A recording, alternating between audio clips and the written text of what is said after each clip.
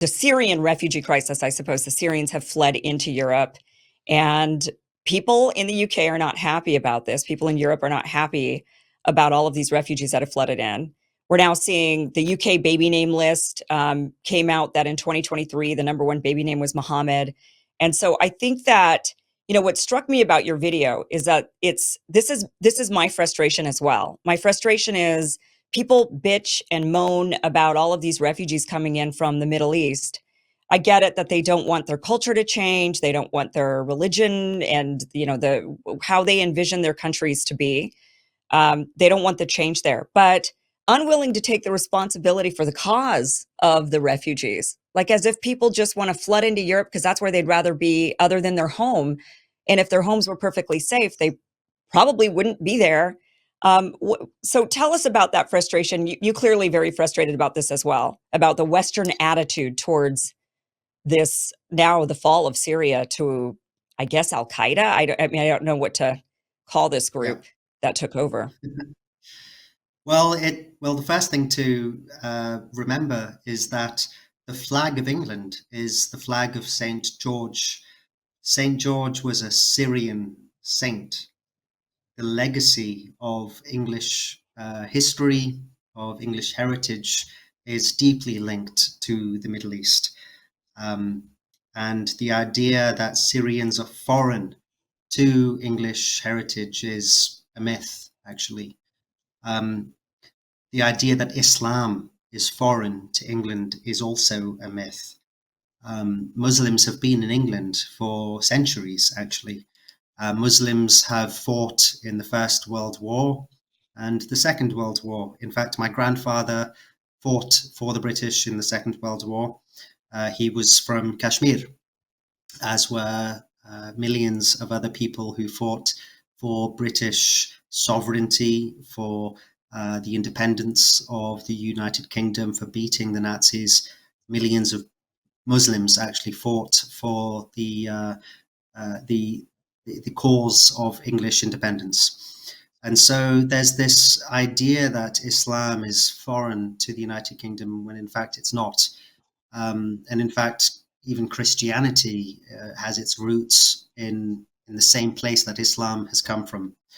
So this idea that Islam is this kind of foreign entity really needs to be inspected, because it's basically a political manipulation to ostracize minorities in order to serve an elitist cause, which is to make minorities and people who don't look white seem like they are the problem, when in fact the real problem, I mean, I can talk about at length about this.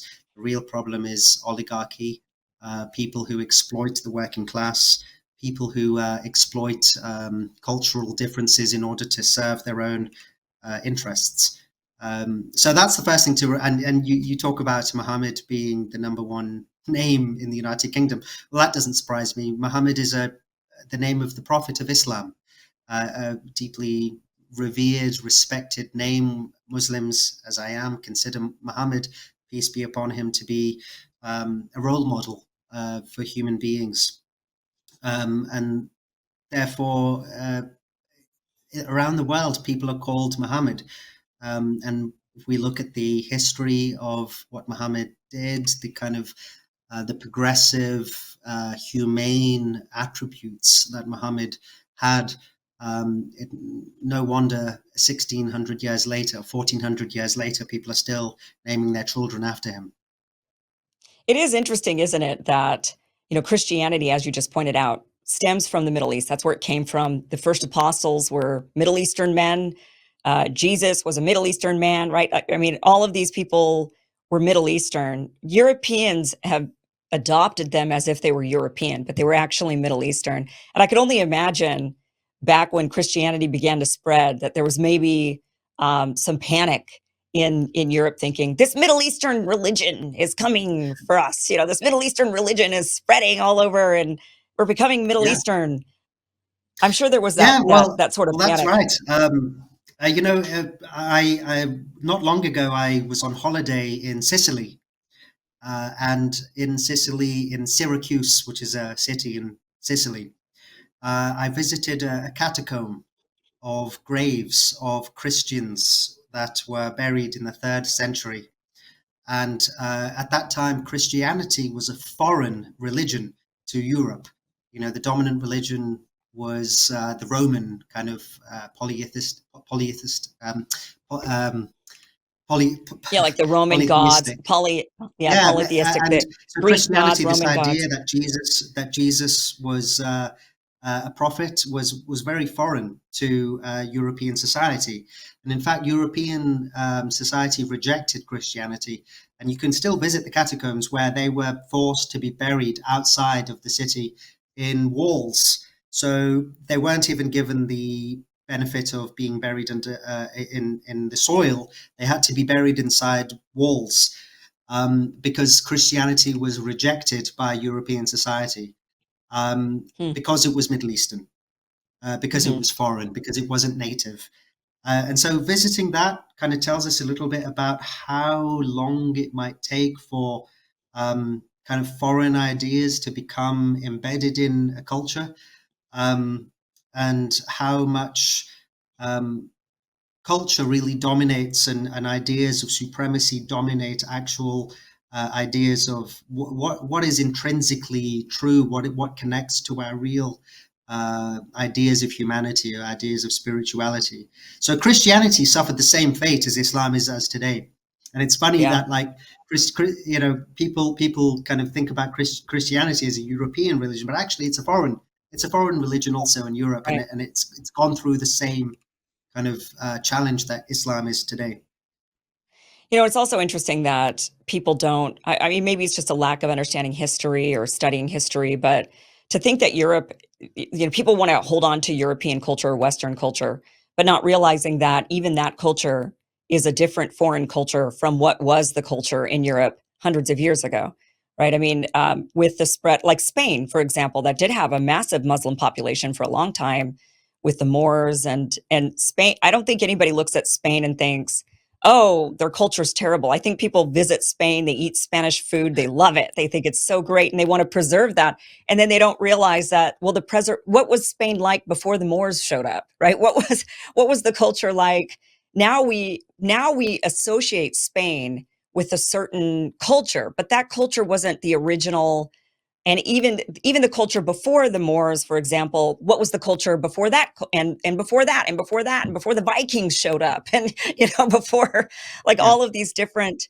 I mean, that sort of immigration is human nature, right? That migration, humans are migrant beings, and we've been migrating around the world forever and ever. I mean, how much influence did Genghis Khan have all over Asia? How much influence?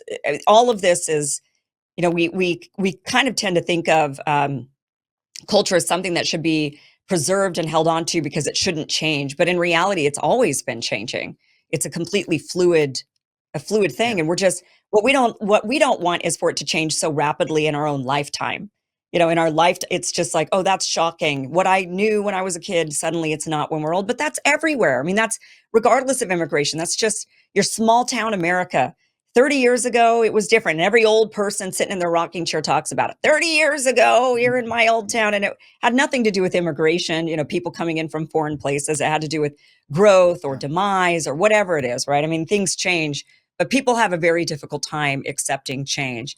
Tell us about the Syrians that are in the UK. You worked as a human rights attorney. You said in this video that the Syrians were treated like shit in the UK. Tell us about Yeah. that. How were they treated when they came to the UK? Well, in the first place, it was very, very challenging for them to get to the UK. So Syrians were being bombed by the United Kingdom. There was a very passionate appeal by parliamentarians at that time for the United Kingdom to start bombing the United King to start bombing Syria, because there was this perceived threat of ISIS, the Islamic State, and all of the mainstream media was showing photos and images of how appalling ISIS was. And there was this kind of manufacturing of consent to bombing Syria, because how appalling it was that people were being beheaded by ISIS. And so this was a mechanism to make the population accepting of the United Kingdom's involvement in the bombing and killing of Syrian people. It's interesting because ISIS is now essentially in charge of Syria. The exact same people that were then demonized are now being celebrated.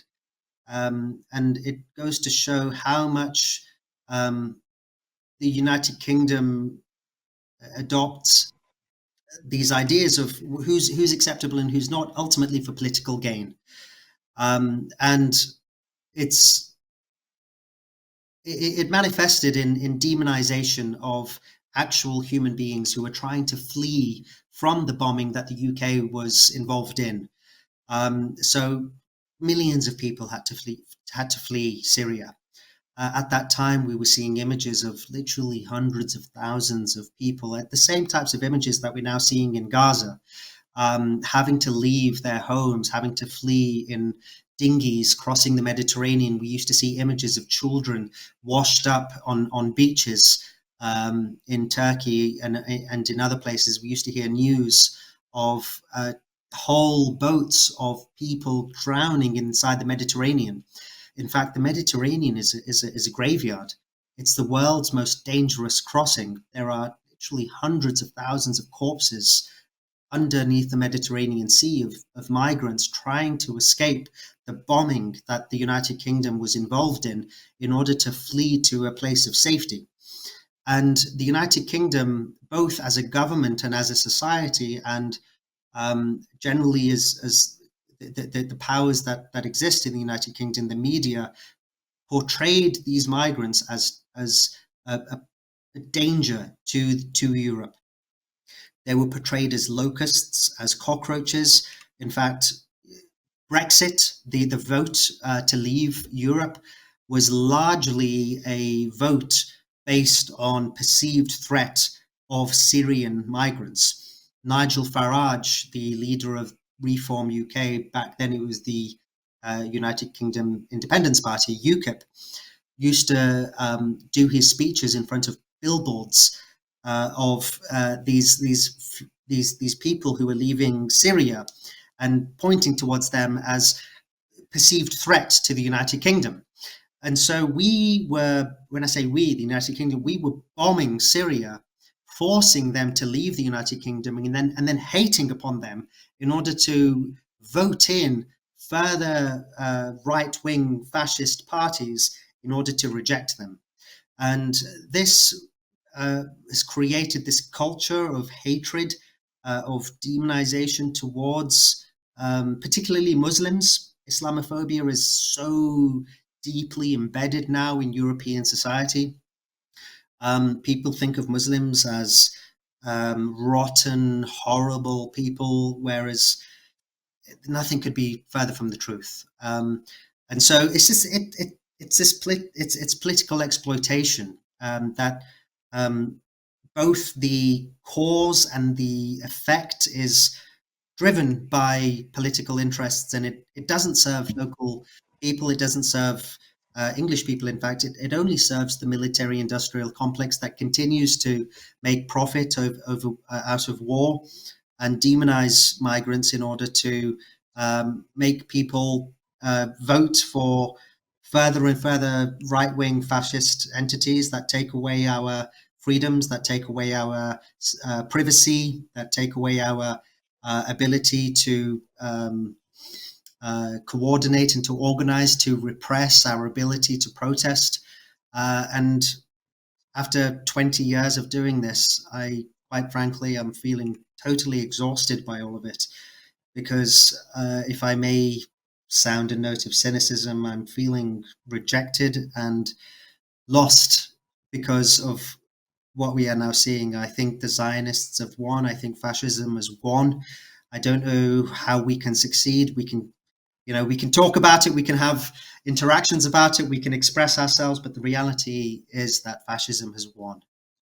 Um, and It I'm certainly seems like feeling. it. The the the propaganda machine is amazing. I mean, watching it, just even these last couple of days with Assad fleeing off to Russia, now Syria falling to the hands of Al Qaeda. I mean, essentially, ISIS and Al Qaeda have taken over. I mean, they claim they're moderate, right? They claim, oh no, don't worry. But the Taliban said the same thing when they were taking over again from Afghanistan. They said, well, no, the girls can still go to school. We're not going to make a lot of change. And then that just ended up not being true. I mean, they started off with this sort of idea, and then they reverted back. A lot of it, though, I have a tendency to believe has to do with economics. I think that when a country is flourishing economically, um, countries need everybody to work, including the women. And when they're oppressed and they don't have a lot of work and they don't have a lot of money, they start cutting people off from work. They start cutting people off from education. And that's kind of a natural reaction to a lack of resources. It's resource guarding in a lot of ways. And we saw that even, after World War II, when the men came back from war, and suddenly the women who were the Rosie the Riveters, who were out there working and playing the baseball games, and they were doing all the work. And suddenly when the men came back, there were fewer jobs, and the men wanted their jobs back. And so they said to the women, get into the kitchen. I mean, we see that reversion happen whenever there's a lack of, whereas like in Germany, for example, that didn't happen because they lost a lot of men in the war. They didn't have men coming back into Germany. They were dead. So the women stayed in the workforce.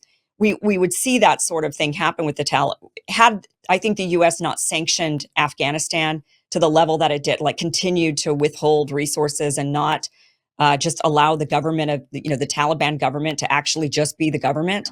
They instead did a lot of stuff against the Afghan people, and ultimately they suffered because of and I think the same thing will happen in Syria. I mean, I see this group come in and say, we want to be moderate. Yeah, we were kind of radical with ISIS and Al Qaeda. Now we're going to be a little bit more moderate. I'll believe that when I see it. I don't have any hope in that. I think that they're going to be just as radical as they've always been.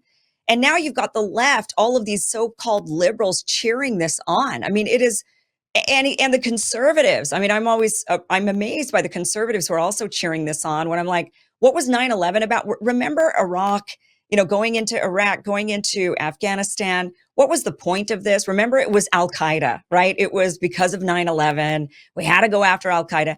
And now you guys are cheering Al Qaeda taking over Syria, thinking this is a good thing. Assad's out, Al Qaeda's in. Yay. I mean, the ability for the propaganda machine to get people, especially in America after 9/11, to go from hating Al Qaeda, and then only 20 years later, getting people to love Al Qaeda. I mean, that is a feat in human psychology. They have just figured out people. They figured out how to gaslight us and brainwash us to go from hatred to love, and to be cheering on Al Qaeda in a very short period of time, relative short period of time. It really is amazing. And so I understand. I mean, it's exhausting and it's depressing to think that we're finally moving into a direction of change, only for the propaganda machine to somehow win again and to somehow revert us even further back, it feels like at times. I mean, so I understand the feeling of wanting to give up. Well, why don't I give up? And I can't answer that without talking about morality and spirituality. Um, there are so many reasons to want to give up. Just in the last year, I lost my job by speaking out against the occupation, apartheid, and ethnic cleansing of the Palestinian people. I was working for some of the world's biggest human rights organizations, and I spoke out against ethnic cleansing, and I lost my job as a result of that. And Working for so human many rights times, organizations? So how does that work out? So you're working for human rights organizations, you speak up for human rights, and they say you're fired? Explain that to us. yeah, That's outrageous. yeah. I was working for a campaign led by the world's biggest human rights organizations, including Amnesty International, Human Rights Watch, and the Women's International League of Peace and Freedom. It was a campaign organized by these NGOs, and I had worked in that position as a government relations manager for 3 years, which meant lobbying and liaising with diplomats at the United Nations, both in Geneva and New York. And I had no disciplinary actions. I had no cause for them to be worried about my performance. But as a consequence of one tweet, which I made on my personal account, speaking out against the occupation, ethnic cleansing, and apartheid conducted by Israel against the Palestinian people, I was immediately fired. And I am now involved in a lawsuit in Geneva, Switzerland, relating to that. At that time, it was in October 2023, and at that time, people were simply concerned about condemning Hamas, right? The only thing that was acceptable for people to say was, "I condemn Hamas." But I guess I said something that was a little bit more zoomed out and said, "Well, we also need to condemn these other things that are going on." But it was just deemed unacceptable. So I have I that was tweet. fired. I want to read this tweet. You tweeted this out October 14th of 2023. So this was just a week after October 7th. And you said, "Never again is now. This week I've been at the UN General Assembly in New York. We are witnessing the premeditated ethnic cleansing of the Palestinian people underway. Our meetings at the UN are on disarmament and international security, but while the operation is taking place, it is the sound of silence that is the most loud. If at a time that an occupied and besieged civilian population is being bombed, if at a time when chemical weapons are being used to burn, choke, and suffocate people, if at a time when collective punishment and starvation are being used as means of warfare, if at a time that your governments are condoning these actions and supplying arms to enable that destruction, and you do not speak up, then your silence becomes complicity. For all it takes for evil to thrive is for good people to do nothing. The horror that we are witnessing is the result of a brutal and historic system of occupation and apartheid of the Palestinian people. We must use every ounce of our capability and use whatever personal and professional influence we have to call for an end to Israeli occupation and apartheid now." And you accompanied it with a video. What's Yeah. amazing about this is that now Human Rights Watch, Amnesty International, the women's organization, I believe all of them now have come out and condemned Israel and have said that this is a genocide. I think all of them have now actually classified what is happening as a genocide. And yet you were fired for this because 7 days later, we were all supposed to Yeah. say, "I condemn Hamas." That was it. That was the only thing that was, as you mentioned, acceptable to say. And so have they Yeah. apologized to you? Have they tried No. to give you your job back? No. Um, I've been locked into over a year of legal battle on this issue, because, well, even though they admit that these things are happening, it's now become a question of institutional conservatism. People are not capable of admitting that they were wrong, because of the implications of admitting that they were wrong. If they were wrong on this, then perhaps they were wrong on other things, and therefore they no longer have any credibility. Thank you so much for watching. This was just a clip from the longer, larger show that you can catch Monday through Friday, 5 p.m. Pacific, 8 p.m. Eastern at KimIversonShow.com. That'll route you to the platform where you need to be in order to get the full uncensored show every Monday through Friday, 5 p.m. Pacific, 8 p.m. Eastern. Click on that link, watch the full interview. See you there.